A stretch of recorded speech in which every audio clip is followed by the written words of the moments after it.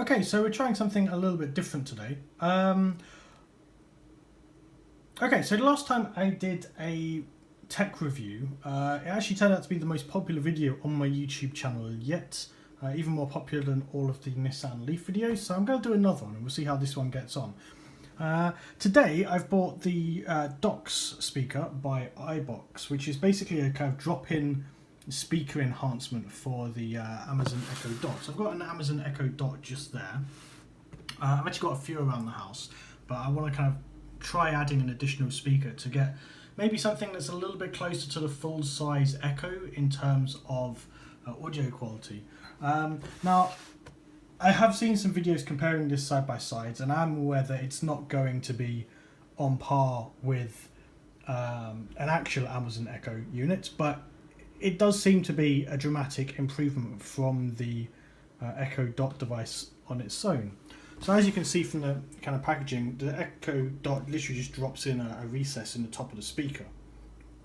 So let's open it up and we'll see what we get inside.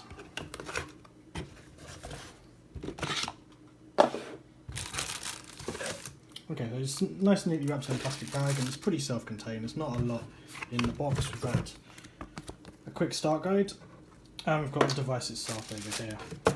So you get a USB Type A to micro USB connector, and that is, I think, pretty much it.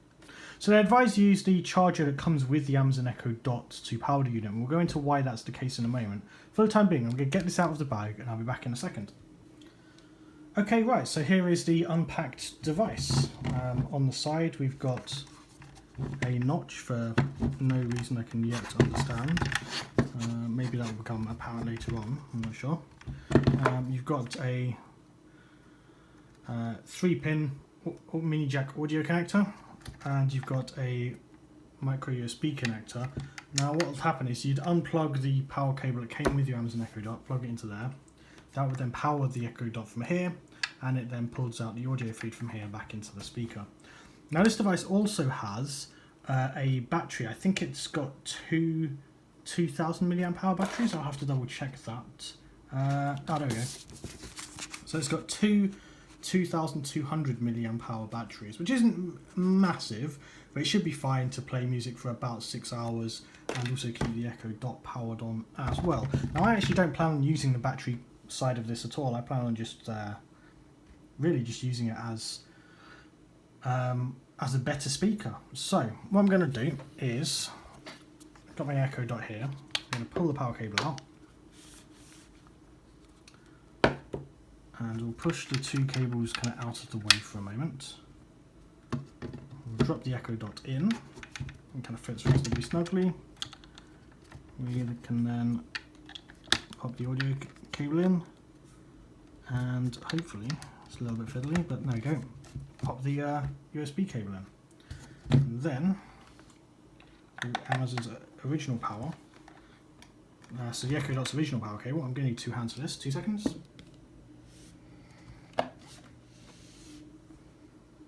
Okay, and then we get the charge lights showing it's charging the battery. So I'm going to hit the power button to boot things up. Got the orange power light there, and the Echo Dot's starting up.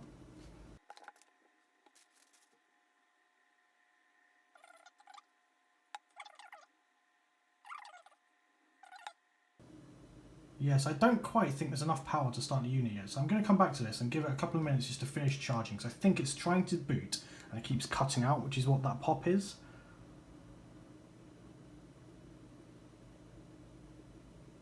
Yeah, it does seem to be what's going on. So I'm going to flip it around, we'll turn the power off for a moment, and we'll come back to it in 5 minutes once it's got just a little bit more juice in there. While we're waiting for this, let's take a look at the quick start guide that we got with the device. It's a little bit kind of beaten up. Yeah, I'm a little bit surprised at that, but let's open it up anyway. So it says, getting to know your docks, and just kind of points out the initial pieces, shows you how to drop the Echo Dot in, which to be honest is pretty self-explanatory, I would have thought.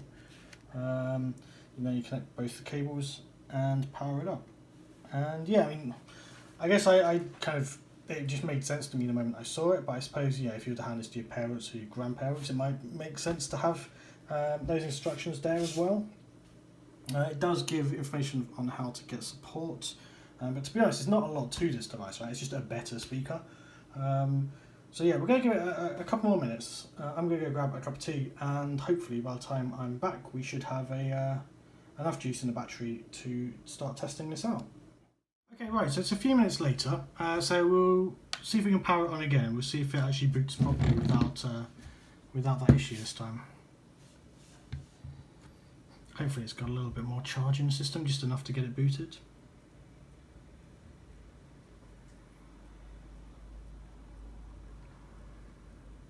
So I've got the light just spinning around on top at the moment.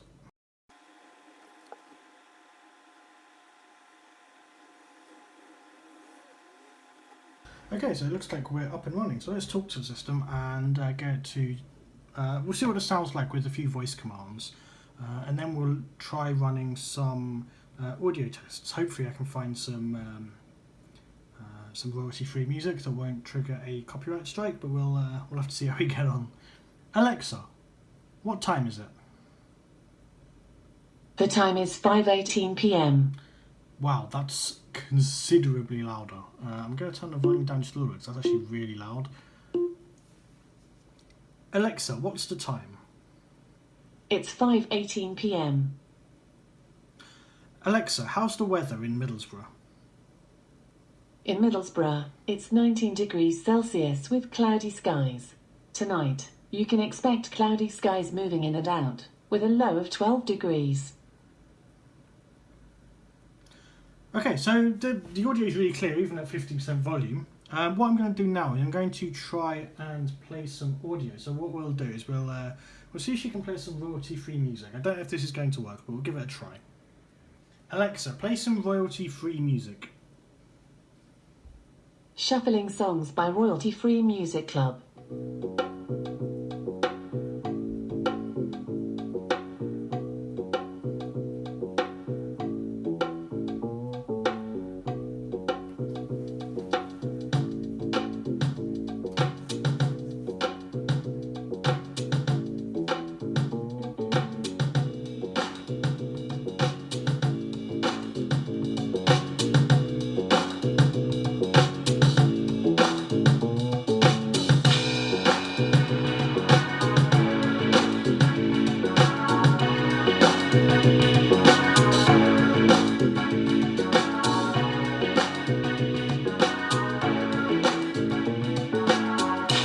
Alexa, skip this track.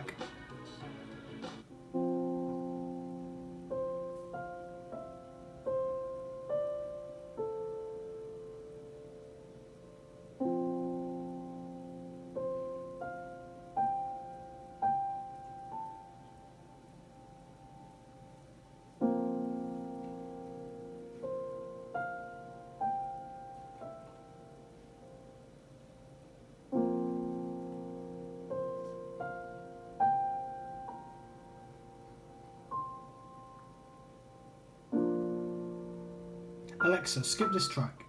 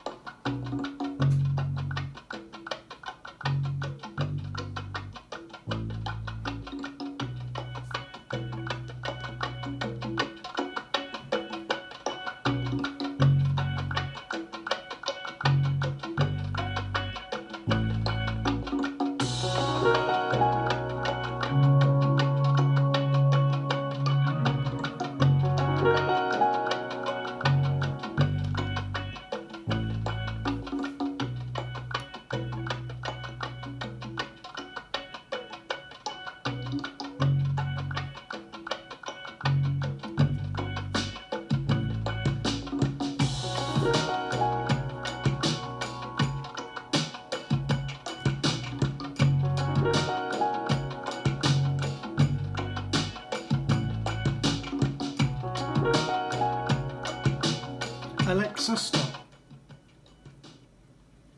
Okay, so my overall impressions of this so far are that the bass is actually quite rich. It's a lot richer than I expected. I was expecting that to be quite soft and a bit pathetic on a speaker this small, but it's actually got some quite rich bass to it. What lets it down is the top end is particularly harsh at high volumes. As long as you keep the volume, maybe about 70% or less, it seems to be much better. But yeah, I mean, I'll be honest, that's a better level of output than I was expecting from a speaker that only cost £30. Okay, so overall, I'm actually quite pleased with it. Sound quality is better than I expected.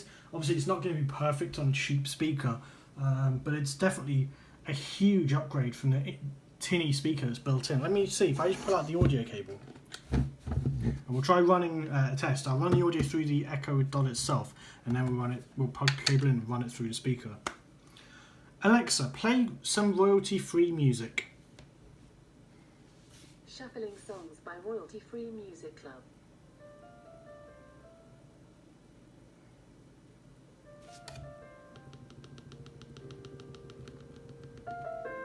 Alexa, skip this one.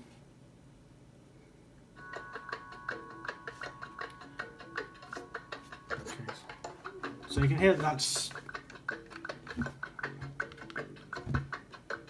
The bass is pretty much non-existent there. We'll plug it in. It's a huge boost. You can hear that bass. It's just the top end, as you can hear, that top end really clips a little bit. Pull the cable out again.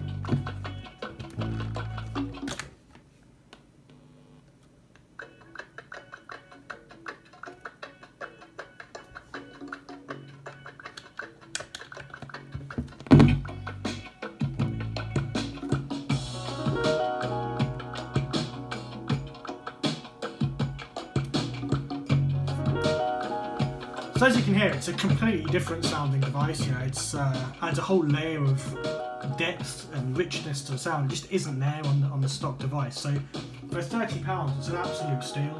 I mean, if you're waiting till like Prime Day, or Amazon are constantly doing discounts on these Echo Dot units, I think I picked these ones up for £25 a piece in a recent Prime Day sale.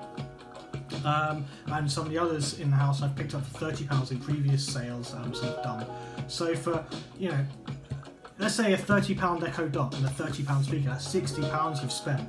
I mean, you'd spend more than that on a full Amazon Echo, and you're getting a pretty decent approximation of that. Even if you aren't putting any speakers on all of the Echo Dots you've got around the house, it still adds some richness to things. So one other thing I wanted to show you briefly was a demonstration in difference in sound quality with various speakers. So obviously I've got the iPad's built-in speaker here. This is the 2018 iPad. It's just a standard iPad, not the iPad Pro. We've also got an Anker Soundcore speaker, which I've had for must be about 18 months, maybe 2 years now, and obviously the iBox docks. So let's play a song. I'm going to pick something from the YouTube audio library just due to obviously I'm not wanting to get a copyright strike, so I need to stick to royalty-free music. Okay, so let's see how we got on with this track. First of all, we'll go for the built-in iPad speaker at maximum volume.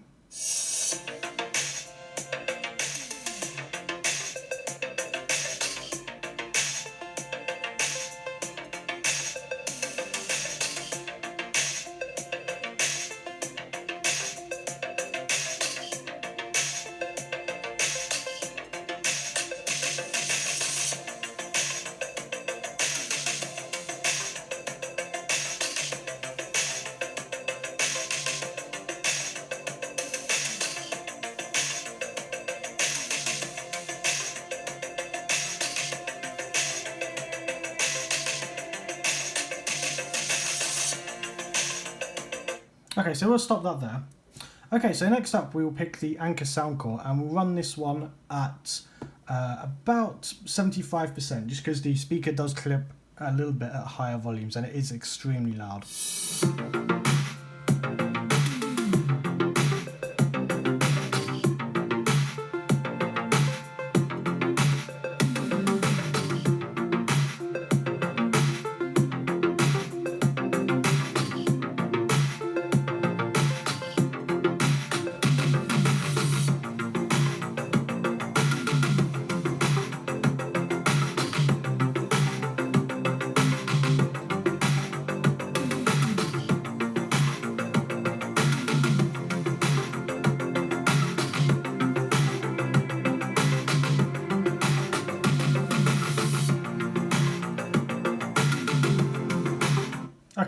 So next up we will try the Echo Dot through the iBox dock. So we're going to set the volume on here to about the 50% mark, and we'll have the transmit volume from the iPad at 100%.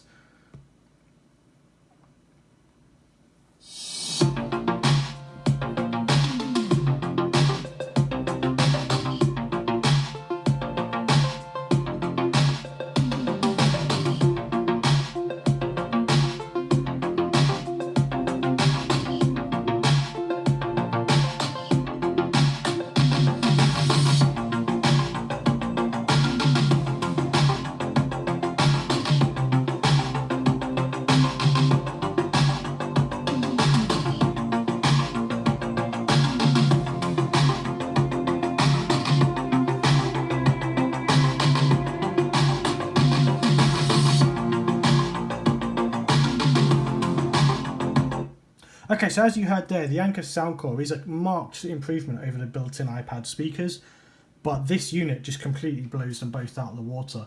It's not going to keep the most enthusiastic audiophile happy, but if you're after a really great Bluetooth speaker, it's a great choice, especially the fact that it has Alexa support in it as well once you drop in an Echo Dot. Yeah, it's definitely one to look at, and I'm quite happy with it.